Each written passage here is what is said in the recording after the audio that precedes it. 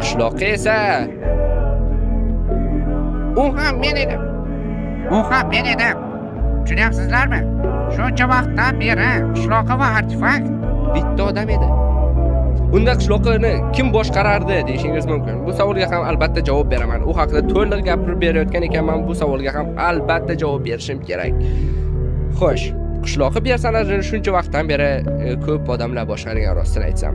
Uni har safar har xil odamlar boshqarishi mumkin edi. Kimni vaqti bo'lsa, masalan, Shohruxning vaqti bo'lsa, Shohruxga Minecraft o'ynab o'raylik. Mana shu qishloqqa ko'rinishda bo'lib turasan derdim. U ham nicho derdi. Husanga aytishim mumkin edi. Hattoki jiyanimga aytsam ham u ham o'ynab berishi mumkin edi. Lekin ba'zi paytlarda men hattoki hech kimni chaqirmasdan mod ishlatishim ham mumkin edi.